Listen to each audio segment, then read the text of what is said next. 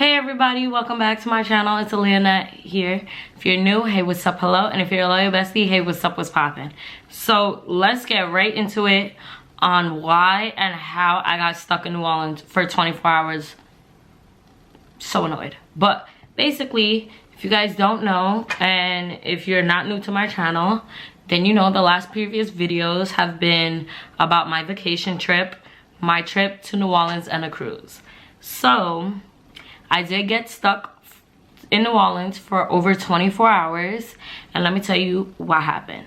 So basically what happened was, before I even got stuck, Carnival was just really pissing me off.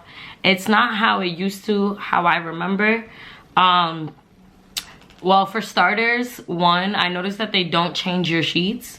We were only on a 5-day cruise, so I don't know if that makes a difference. I don't know if that makes a difference, but they didn't change our sheets the entire cruise, which, I mean, I guess whatever. But that was one thing I did notice. They definitely give you smaller portions of food now, for sure, opposed to before. And yeah, so one of the issues that I had on Carnival was we checked in a case of soda.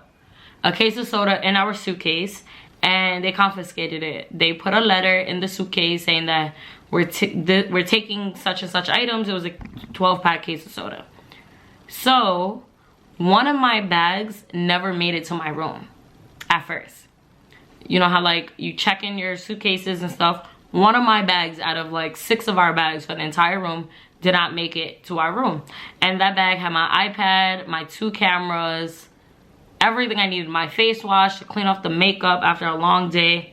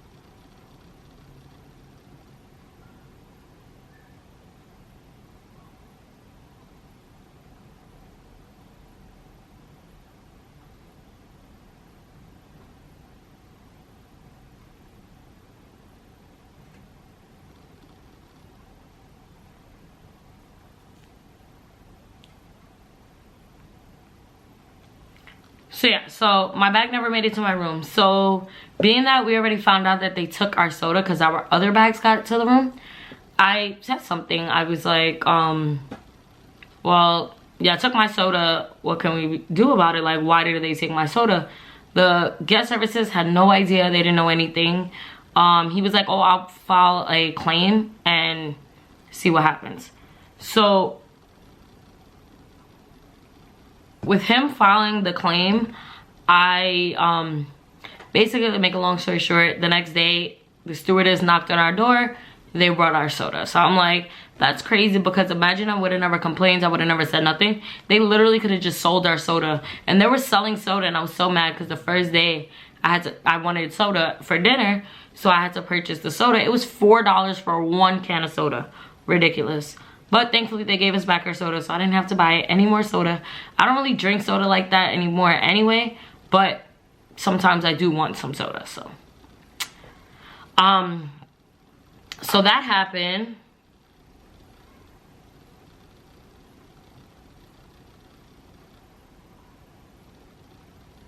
Okay, so the Wednesday before debarkation, which is the last sea day or whatever, basically we had breakfast with Dr. Seuss, which if you guys watched my previous videos you would have seen that already. But we had breakfast with Dr. Seuss, which was pretty neat.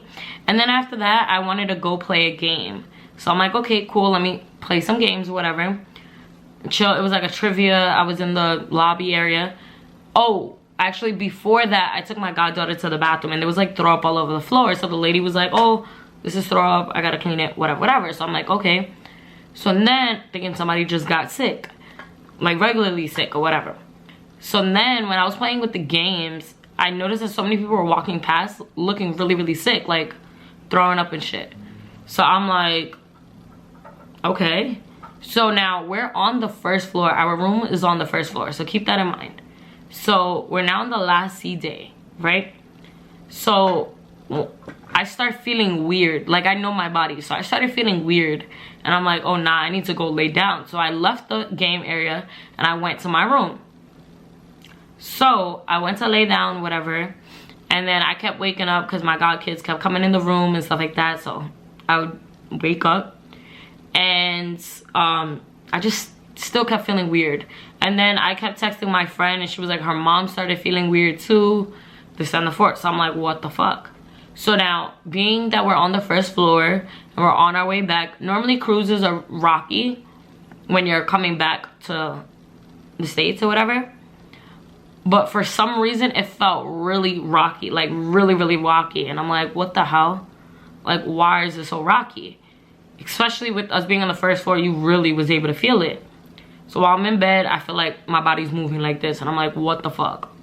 So basically, I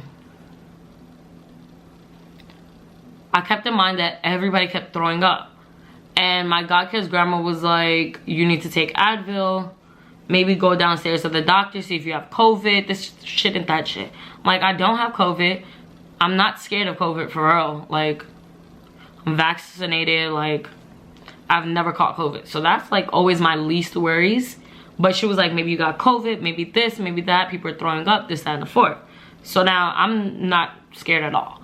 I text my friend. I took another nap.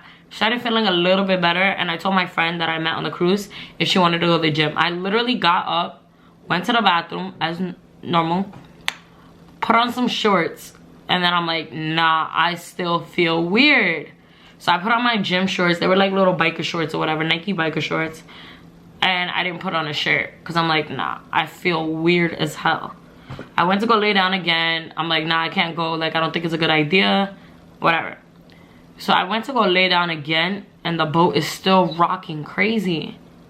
And I'm like, what the hell? So basically, make a long story short, my godkid's grandma found me some Dramamine, which is basically motion sickness medicine. I took that, went to the bathroom, and this might sound nasty, but I literally threw up like 3 times.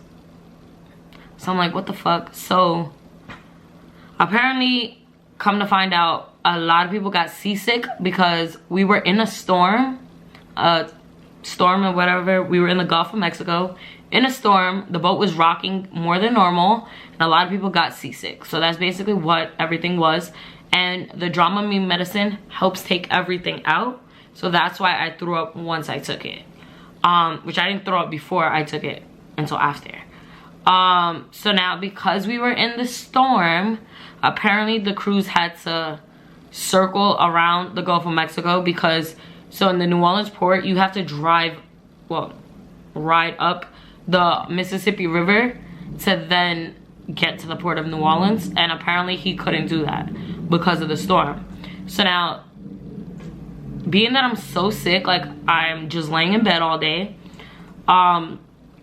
we go to sleep, we wake up. I wake up at like 6 because now I'm not tired, being that, you know, I was asleep the whole day Wednesday.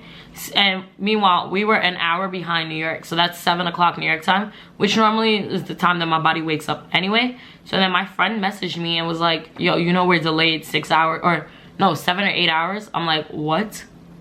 So I got up and I was like, oh nah, like now my mind is racing, like what? So now it's 6 o'clock in the morning. We're supposed to get off this cruise at 8 a.m. to then catch a 12 p.m. flight back to New York. So I'm bugging out like, wait, what? So I went downstairs and I told like guest services like what's going on or whatever. And they were like, yeah, because we were in a storm, this, that, and the fourth. So I'm like, I need to get home. What you mean? So I'm like, I don't even live in the state of Louisiana. So now my anxiety's acting up, going crazy. Like, what? So I'm like, I don't even live in the state of Louisiana. And then it was getting me more tight because the day after that Friday, I was supposed to take an Amtrak train to go see my niece, my newborn niece. the next day. So I told like Carnival, like, what am I supposed to do? I don't live here. I need to get home, this and the fourth. So they were like, well, we can give you our phones to call Amtrak. I mean, to call your airline, which was Southwest. So Shorty called them or whatever, gave me the phone. She gives me a 1920s phone, like a Nokia from back in the day. Like phones that we grew up with at 5 years old, like something like that. So I'm like, so then I'm like, oh nah, like, so I answer the phone, whatever, and obviously I'm tight, so now I'm blacking or whatever. And then the lady on the phone was like, what'd she say? She was like, oh, I'm trying to do it now, but if, oh, so first she was like, there's no more flights for today. I'm like, what? She's like, yeah, there's no more flights for today. So I'm like, I don't even live here. I need to get home. What am I supposed to do? So then I'm cursing, whatever, because obviously I'm tight now, because what do you mean? So then she was like, if you curse one more time, the phone is recorded, I'm gonna have to hang up on you, this and the fourth. So whatever, cool. So she's like, if I can't do it or whatever, you're gonna have to, if I have to switch you to another flight and it's not gonna let me do it, you're gonna have to what'd she say? You're gonna have to pay the difference. I said, I'm not paying a damn thing. Carnival gonna pay it. Why the phone hung up? So I don't know if it was a 1920 phone that hung up or she really hung up on me. So I'm like, tight even more. I call my aunt. I'm like, bro, I don't even know what to do. Like, what the fuck am I supposed to do? We're stranded in New Orleans. Don't have a flight now. What am I supposed to do? So I called Southwest on my, so no, guest services was like, because we're in the state of in the United States now, in the state of Louisiana, driving up the Mississippi River, I can now use my phone without being international charges. So I'm like, okay, cool. So I use my phone now and I'm calling Southwest, explain some of the situation, whatever. The guy was like, let me see what I could do. Then he's like, there's no flights for today. I'm like, what the fuck? So then he was like, the best that I can do for you is get you on a flight at 7 in the morning, but you're gonna have a layover. So I'm texting my godkid's grandma that I'm with, because obviously we have to travel back home together. She's not answering. I'm getting even more tight because I'm like, I need to know I'm on the phone with this guy.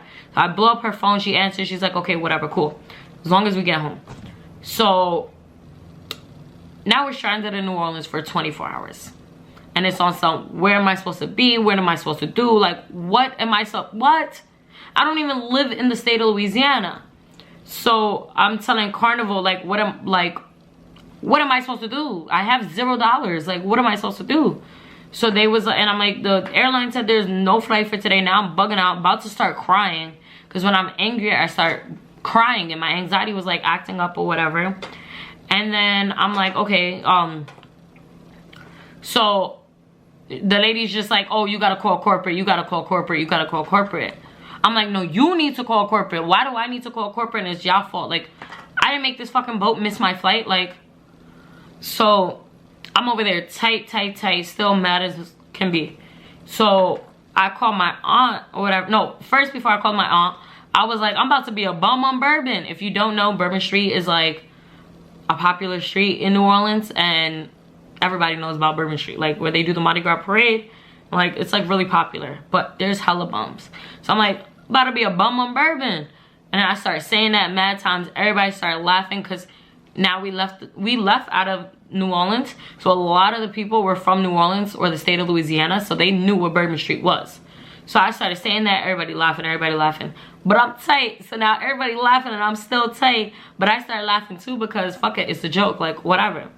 So I call my aunt, she's like, calm down. So now I'm blacking on my aunt because I'm like, of course that's so easy for you to stay. You in the bed in New York. I need to get the fuck on. I'm tight. So it's crazy because like I was still calm though, comparing. So I'm talking to this lady that's sitting next to me or whatever, and she like understands my frustration, whatever. And I was like, yo, this is me, like calm. And then the friend that I met, she linked me or whatever, and I was calm even more now or whatever. And I'm like, what am I supposed to do? I need to get home. So now, thank God, one of my aunts lives in New Orleans. So I called her, explained to her the situation, Basically, she was like, okay, just stay at my house at this point, whatever. So yeah, so Carnival, as soon as I got home that Friday, I wrote a long, lengthy letter explaining basically everything I just said, but in a letter.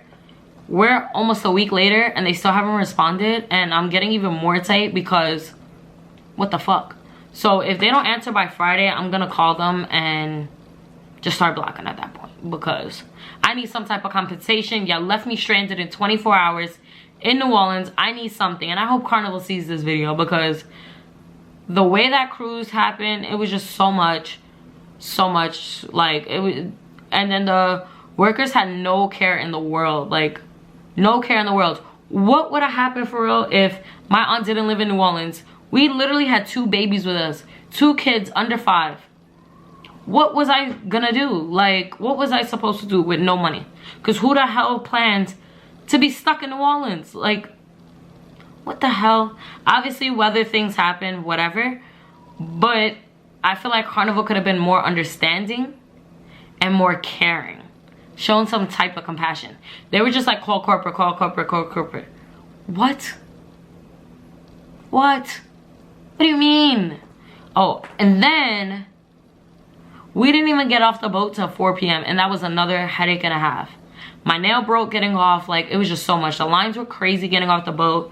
It was too much. And obviously I know things happen, whatever, and I'm grateful that I am back home peacefully, safely, or whatever. But I just felt like as much money as we paid for this cruise, and as much money as my family alone, my mother alone, gives into Carnival, they could have shown at least more compassion, especially for those who don't live in that state of protocol. You know what I'm saying? Whatever it's called. So yeah, so hopefully, I'm not asking for a free cruise. If they want to give me that, thank you. But I'm asking for at least some type of compensation, a credit, some money back, whatever, something, because that was just too much. Like, we actually had to come out of pocket even more because we had to pay for different taxis, food for an entire day when we were in New Orleans. It was just too much. But yeah, so thank you guys for watching this video. I hope you guys enjoyed. If you have me on Facebook, I wrote a status about me being tight, but I didn't give full details. So now I finally was able to write the full details, exactly what happened, and it was just too much, honestly. But yeah, it was a nice experience. The cruise was fun, but it was just too much for my anxiety. So yeah, thank you guys so much for watching. I hope you guys enjoyed. If you did, be sure to subscribe to my channel, put on your post notifications, comment down below. I was on the Carnival Valor, so that's that. And yeah, so bye y'all.